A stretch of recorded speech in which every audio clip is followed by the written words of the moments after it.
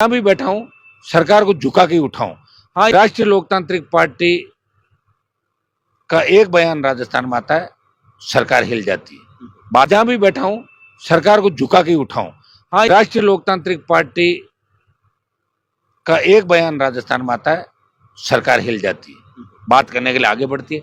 मैं धन्यवाद दूंगा आरएलपी के मेरे छोटे भाइयों का, योद्धाओं का, कि चाहे भजनलाल सर हटाओ राजस्थान बचाओ, इन्होंने पूरे वर्ल्ड को हिला दिया 8वें नंबर पे।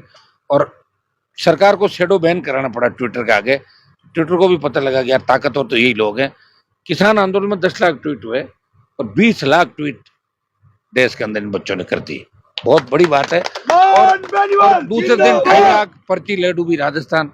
सामने जो ट्वीट करे थे, भजनलाल है तो राजस्थान है, पर्ची से उभरेगा ऐसे कई ट्वीट आए। तो वो 40,000, 50,000, 60,000 की संख्या पार नहीं कर पाए। सरकार सोचने पे मजबूर हो गई। निश्चित रूप से राजस्थान का जवान और किसान जितना प्यार मेरे से करता है, शायद इतना प्यार किसी नेता को राजस्थान में नहीं मिला। हाँ, डॉक्टर साहब केवड़ीलाल जब साथ ही घूमते थे, लेकिन वो ईस्टर्न राजस्थान के कुछ एक जिलों के अंदर उनका वर्चस्व था। मैं था उनके साथ, और मुझे उस समय अगर छोड़ के नहीं जाते तो निश्चित रूप से 18 के अंदर घनश्याम जी, केवड़ीलाल जी और हम रहते तो 40 से ज्यादा एमएलए आते। लेकिन वो चले गए, उनकी आदत है, वो कोई लड़ाई पूरी नहीं लड़ते, बीच में निकल जाते हैं।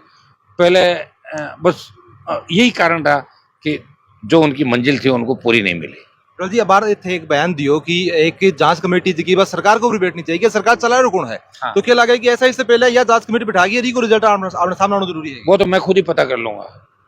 जांच कमेटी बिठाना ऐसे ही पूछ लेंगे इनको, हमें पता लग जाएगा कौन सरकार चला रहा, हमें पता लग जाएगा, पता लग भी गया। और आप देखना कि इन नौजवानों के अंदर इतनी ताकत है, इतने ये मतलब मजबूत हैं कि दिल्ली कूच का हनुमान जी कब आह्वान करें।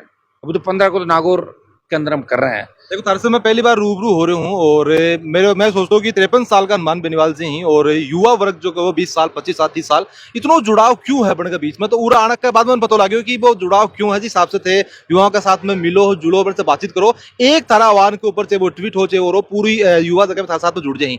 और कोई भी पीछे कारण है संघर्ष है ना। युवा क्रांतियां जो भी हुई उनके नायक ही युवा थे।